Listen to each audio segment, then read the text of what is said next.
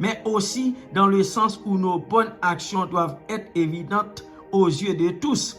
Et en effet, nos actes seront évidents s'ils sont accomplis conformément aux autres principes que Jésus mentionne dans ce passage. Tels que, mes bien-aimés dans le Seigneur, les béatitudes de Matthieu 5, verset 3 à 11, remarquez en particulier que le souci n'est pas que les chrétiens se distinguent pour eux-mêmes, mais que ceux qui les regardent puissent glorifier votre Père qui est dans les cieux.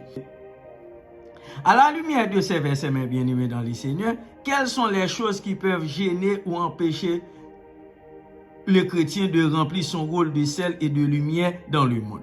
Le passage indique clairement que la différence entre le chrétien et le monde doit être préservée. Par conséquent, tout choix de notre part qui estompe la distinction entre nous et le reste du monde est un pas dans la mauvaise direction. Cela peut se produire soit en choisissant d'accepter les voies du monde pour les raisons de confort ou de commodité, soit contrevenant à la loi de l'obéissance à Jésus-Christ.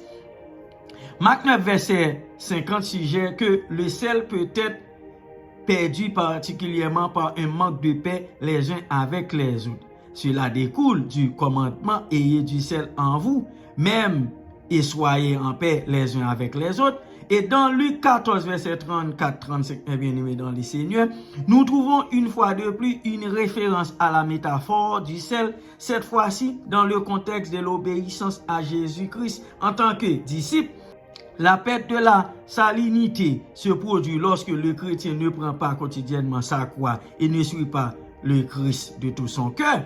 Il semble donc que le rôle du chrétien en tant que sel et lumière dans le monde puisse être entravé ou empêché par tout choix de compromis ou d'arrangement pour ce qui est plus commode ou confortable, plutôt que pour ce qui est vraiment meilleur et agréable au Seigneur.